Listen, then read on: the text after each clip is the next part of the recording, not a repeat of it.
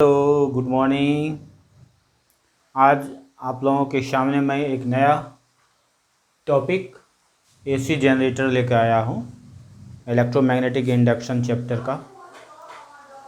तो electromagnetic plus AC मैं लेके चलूँगा, ठीक है। तो यहाँ पर आप देख रहे हैं कि एसी जनरेटर में क्या क्या पार्ट्स होते हैं, इनका डायग्राम पहले हम लोग समझ लें। डायग्राम समझने के बाद फिर वर्किंग पर हम लोग जाएंगे। पहले यहाँ डायग्राम देखिए, ये डायग्राम क्या है। सबसे पहले एन और एस, ये एन एस है, आप देखिए। एन एस में ये आपका आर्मेचर है, ठीक है। आर्मेचर के टर्मिनल पर स्लिप रिंग है जो C1 C2 कहलाता है, और यहाँ फिक्स है आपको कार्बन ब्रश B1 B2, और यहाँ से ये लोड रेसिस्टेंस दिया हुआ है। यहाँ से आप चाहें, यहाँ से क्या होता है, आप ये आउटपुट लेते हैं, ठीक है। तो इस एसी जनरेटर का हम लोगों ने देखा ये डायग्राम, छोटा सा डायग्राम, ठीक है। ये आप 10th स्टैंडर्ड में भी पढ़े होंगे, ठीक है। तो सबसे पहले ये 10th स्टैंडर्ड में तो पढ़े ही होंगे, चलिए मैं फिर से रिवाइज करा दूं कि व्हाट इज एसी जनरेटर।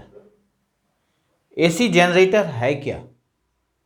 तो सबसे पहले ये है जनरेटर, नाम से ही क्लियर है कि जनरेटर जनरेट्स पावर, ठीक है। जनरेटर क्या करता है? Generates the power. तो डेफिनेशन इसका आप दे सकते हैं, और AC generator generates the power, यहां आप लिख सकते हैं जनरेट्स द पावर, ठीक है। Generates the power. अब ये किस प्रिंसिपल पर काम करते हैं? यदि हम प्रिंसिपल की बात करते हैं तो देखिए क्या होगा प्रिंसिपल। तो ये प्रिंसिपल है इलेक्ट्रोमैग्नेटिक इंडक्शन। इलेक्ट्रोमैग्नेटिक इंडक्शन, इसको शॉर्ट में हम लिखना चाहें तो EMI, ठीक है। जगह कम है इसलिए मैं आपको सारा चीज़ बताऊंगा और फिर मिटा दूंगा। प्रिंसिपल हो गया। प्रिंसिपल के बाद अब हम लोग कंस्ट्रक्शन पर चलते हैं। तो कंस्ट्रक्शन क्या होगा?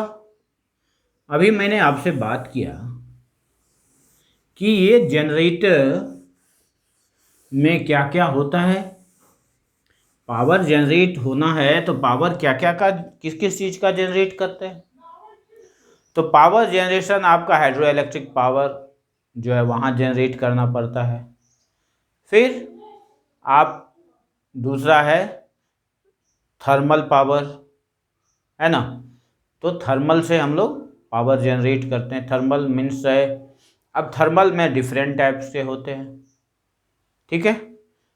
तो डिफरेंट टाइप्स के होने का क्या रीज़न है कि देखिए यहाँ पर अल्टीमेट है कि हमें वाटर को हीट करना है। तो वाटर को हीट हम कैसे कर सकते हैं? तो कोल से भी कर सकते हैं, और आप न्यूक्लियर जो फिशन है उससे भी कर सकते हैं।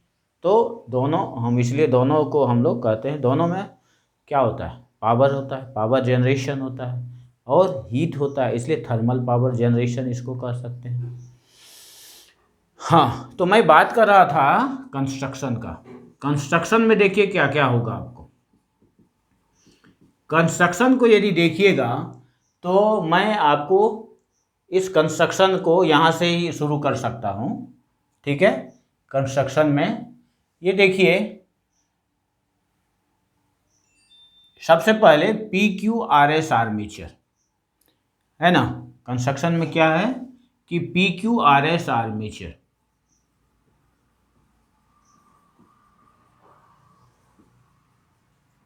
हो गया। PQRS आर्मेचर है, और इस PQRS आर्मेचर के टर्मिनल में क्या होता है लगा हुआ? तो देखिए आपका ये C1 C2 slip ring armature के क्या है? यहाँ पर C1 C2 जो है, C1 C2 ये आपको स्लिप रिंग है,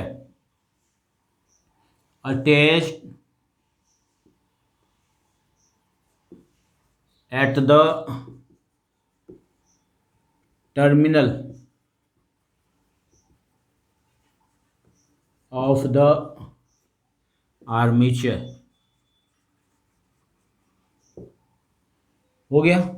B1 B2 देखिए यहाँ है, B1 B2 इस जगह है, तो यहाँ पर ये आर्मेचर जो रोटेट करेगा, रोटेट कहाँ कर रहा है, तो देखिए ये पोल पीसेस है, ठीक है, ये पोल पीसेस है ना, ये आर्मेचर, दिस आर्मेचर क्या कहता है, NS यहाँ के हैं, NS पोल पीसेस है ना, ये मैग्नेटिक पोल पीसेस है, with in that armature PQRS rotates about an axis, ये एक्सल इसका एक्सिस हो गया, ठीक है, इसको एक्सल भी कहते हैं, अबाउट एन एक्सिस भी कहे, हो गया। अब ये जो रोटेट कर रहा है, ठीक है, ये जो रोटेट कर रहा है, अब ये हम आउटपुट कैसे निकालते हैं, तो देखिए ये जो रोटेट कर रहा है, तो ये कार्बन ब्रश से टच में रहे, वह रोटेट भी कर रहा है, ये कार्बन ब्रश फिक्स रहता है, ठीक है, तो ये B1 B2 आपका कार्बन ब्रश हो गया, B1 B2 यहाँ पर B1 B2 मैंने दे दिया कार्बन ब्रश। ये कार्बन ब्रश क्या करता है, यहाँ से ये हम आउटपुट लेते हैं, क्लियर है, यहाँ लोड रेजिस्टेंस है, यहाँ से आउटपुट लेते हैं, तो ये आपका कंस्ट्रक्शन है। कंस्ट्रक्शन के बाद इसमें और कुछ क्या क्या है जुड़ा हुआ, आप देखिए N कैपिटल N मैंने ले लिया, number of turns, N number of turns, यहाँ देखिए एक दिख रहा है, लेकिन इसमें N नंबर ऑफ टर्न्स होगा, number of turns in armature PQRS armature. Area of the armature PQRS, देखिए ये एरिया ऑफ द आर्मेचर हो गया। B मैग्नेटिक फील्ड, ये B मैग्नेटिक फील्ड है, ठीक है, डिफरेंस देखिएगा, B1 B2 कार्बन ब्रश मैंने लिया, ये B मैग्नेटिक फील्ड है। उसके बाद ये थीटा है, ठीक है, ये आपका थीटा है, theta angle between magnetic field and area vector, ध्यान दीजिएगा, angle between magnetic field and area vector. Omega angular speed और T टाइम टेकन, ये हो गया। अब इसके बाद अब हम लोग वर्किंग पर चलेंगे। देखिए ये वर्किंग मेन पार्ट है, इस वर्किंग को बढ़िया से देख लीजिए। ये चीज़ आपको लिखना है, मैं ऐसा लिखाया कि आप समझ भी लें और आपका नोट्स भी बन जाए। मेरा यही है कि नोट्स 12 में बहुत इम्पोर्टेंट होता है। एग्जामिनेशन के अंत में नोट्स, जब आप एग्ज़ाम देने जाइएगा 2-4-5 दिन गैप रहता है, 2 दिन गैप है, उस 2 दिन में आपको पूरा फिजिक्स को रिवाइज करना, तो उसके लिए ये ज़रूरी है। इसलिए मैं चाहता था कि ऐसा मैं लिखूं, और ये इम्पोर्टेंट भी है, ध्यान दीजिएगा, ये कई बार CBSE में पूछा गया, कई बार, ठीक है, CBSE ही नहीं, ये स्टेट बोर्ड में भी बराबर पूछा जाता है, ठीक है, तो इसके लिए बहुत इम्पोर्टेंट है। अब यहाँ पर देखिए वर्किंग अब हम कैसे लेंगे, तो देखिए वर्किंग में आप एक चीज़ इसमें ध्यान दीजिएगा कि आर्मेचर रोटेट कर रहा है, रोटेट कर रहा है आर्मेचर, यहाँ पर आर्मेचर रोटेट कर रहा है, सपोज कीजिए, तो जब आर्मेचर रोटेट करेगा, यहाँ पर मैं इसको आर्मेचर के रूप में इसको ले लूँ, तो आर्मेचर बाय द वे ऐसे रोटेट कर रहा है, ठीक है, ये फिक्स है ऐसे।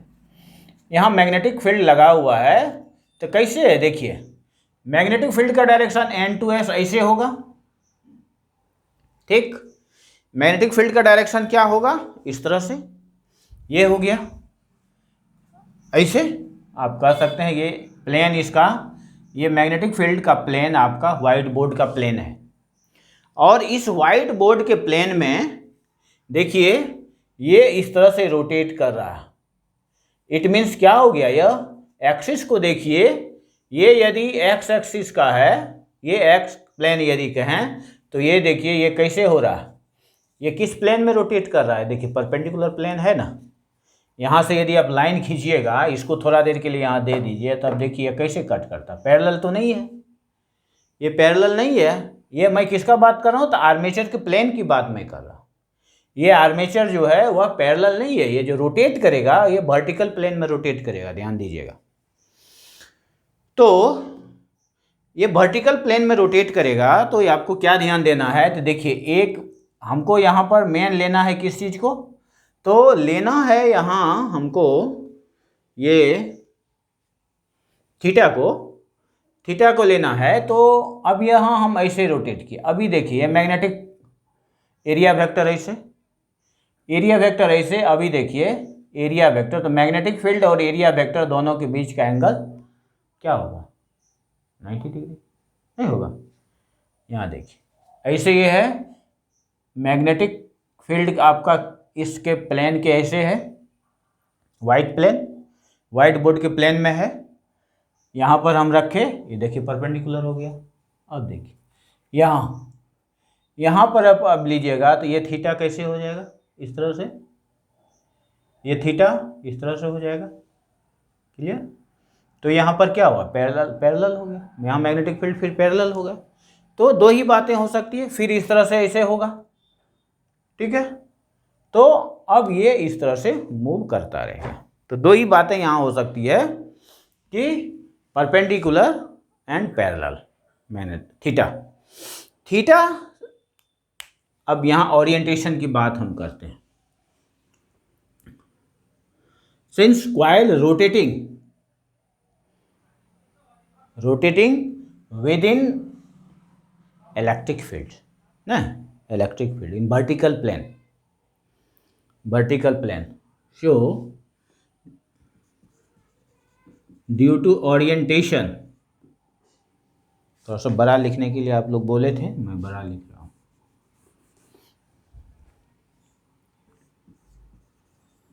ड्यू टू ओरिएंटेशन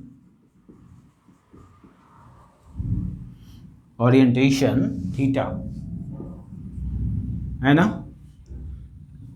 ये थीटा क्या है मैं बता दिया, ड्यू टू ओरिएंटेशन थीटा, ठीक। और मैं यहाँ एक चीज़ और लिख दूँ साथ में ही, theta equals omega T. Orientation theta को अब हम लोगों ने ओमेगा टी ले लिया। क्यों ओमेगा टी लिया, तो मैं यहाँ बताता हूँ कि ओमेगा को यदि हम बात करें, तो ओमेगा इक्वल्स क्या होता है, ओमेगा को डिफाइन यदि करें तो रेट ऑफ चेंज ऑफ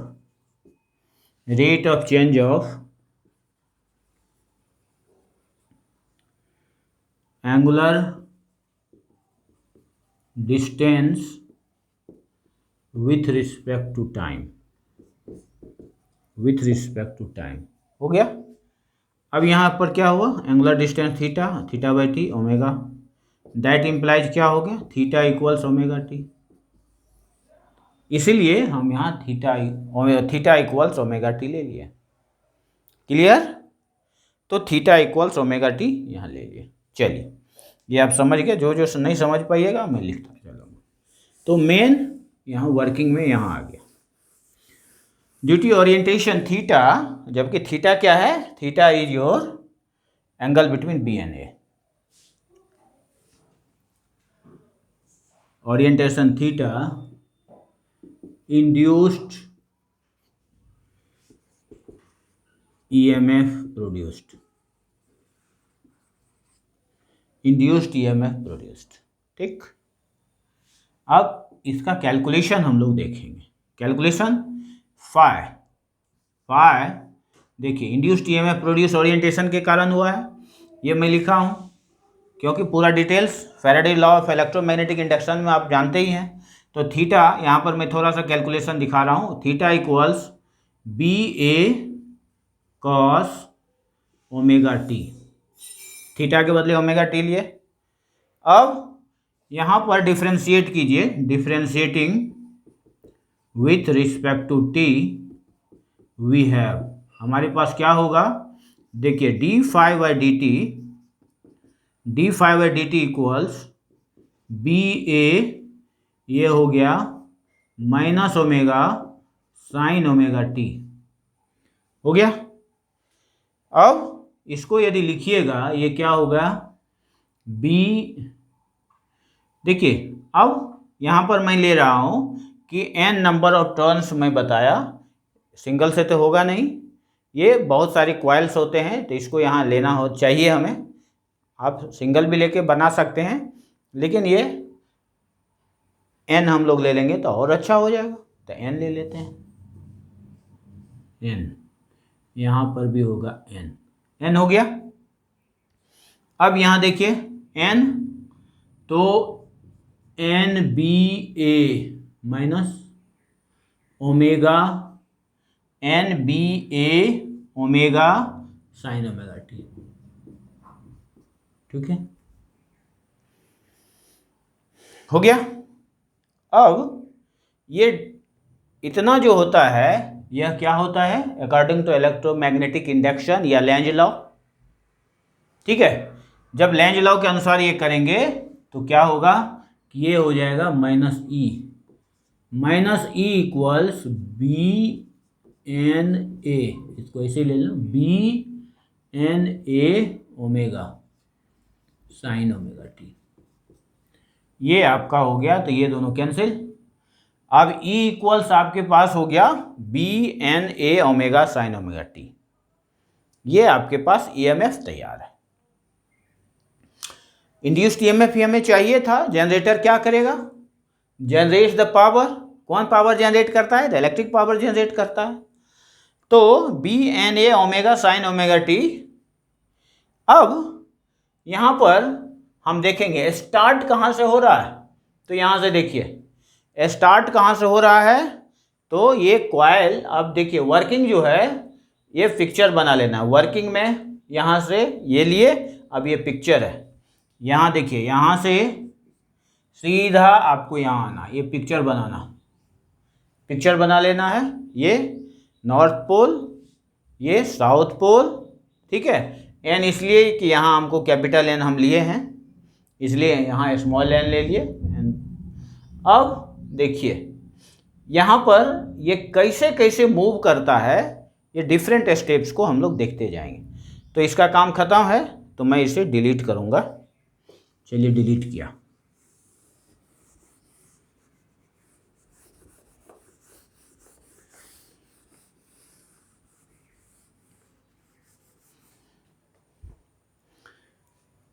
देखिए अब हमारे पास क्या है, E equals B N A omega sine omega T.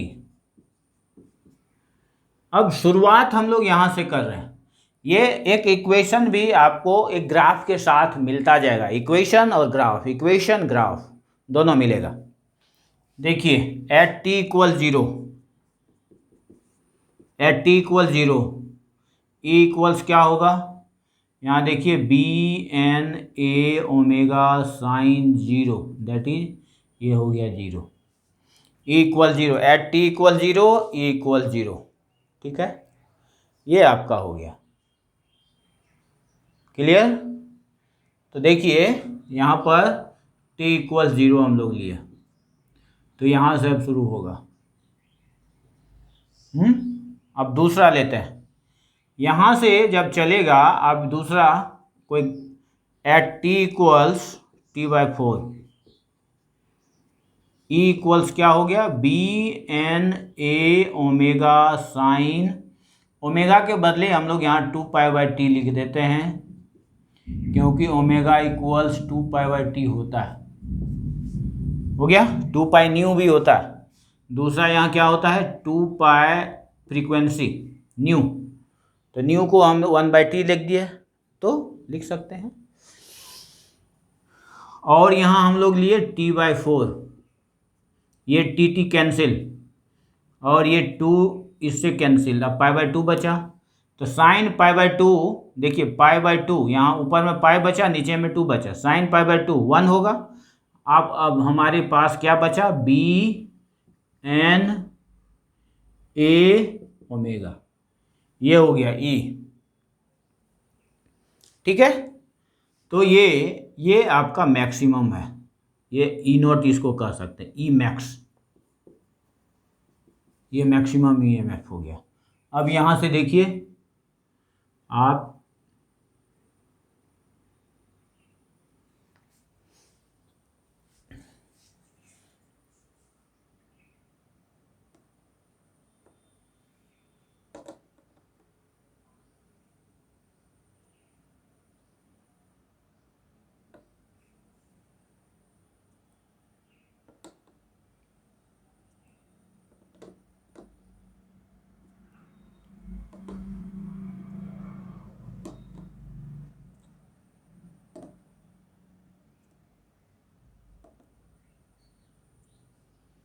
ठीक, अब देखिए फ्री हैंड से इसको मिलाते हैं,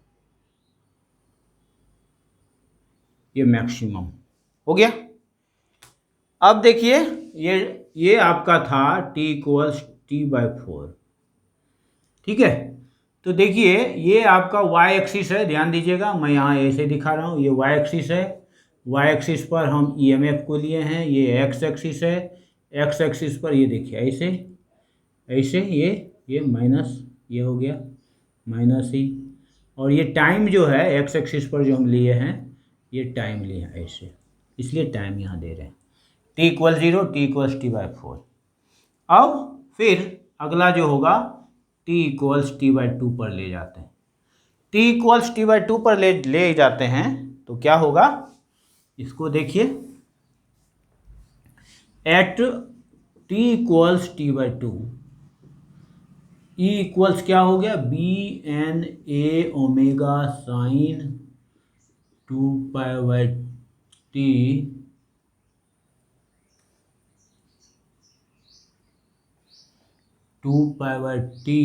इंटू t/2। तो देखिए ये t कैंसिल, ये 2 कैंसिल, ये कितना हुआ, साइन पाई, साइन पाई क्या होगा, sine pi, sine 0 0, sine pi होगा ये भी 0, साइन 180 0, इसलिए ये क्या हो गया 0। ठीक, अब यहाँ से इसको ऐसे फ्री हैंड से मिला दें,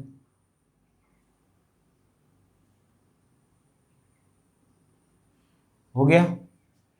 अब एट t = 3t/4, तो E इक्वल्स क्या हो गया, Bn a omega sine 2π/t into 3t/4, ये t कैंसिल, ये 2, ये हो गया। अब क्या हो गया, यहाँ हो गया 3π/2, तो जो भी पाई का मल्टीपल होगा तो वह मैक्सिमम होगा, लेकिन यह हो गया क्या, अपोजिट डायरेक्शन में हो जाएगा, Bn a ओमेगा, ये फिर ये मैक्सिमम ही कहलाया, लेकिन अपोजिट डायरेक्शन में, ध्यान दीजिए ये मैक्सिमम है लेकिन अपोजिट डायरेक्शन में।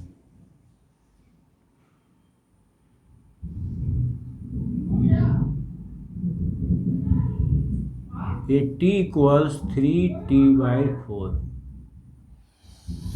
3t/4 के बाद एट t = 3t/4 में फिर t/4 लेंगे t, तो E इक्वल्स हो गया Bn a omega sine 2π/t into t, t cancel, ये फिर हो गया 0, साइन 2 पाई 0 हो गया।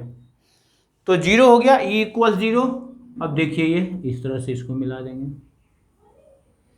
तो ये देखिए क्या दिया हमको, AC दिया, ये हमको AC दिया।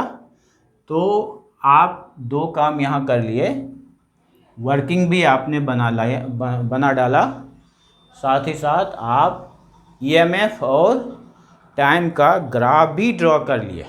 ठीक है, तो इतना काम आपने कर लिया, वर्किंग में इतना ही चाहिए, हो गया। तो यही रहा आपका जनरेटर का मेन काम। और यदि आप चाहें तो और आपको मैं बता सकता हूँ, लेकिन आपके इस स्टैंडर्ड के लिए यही काफ़ी है। Okay, thank you.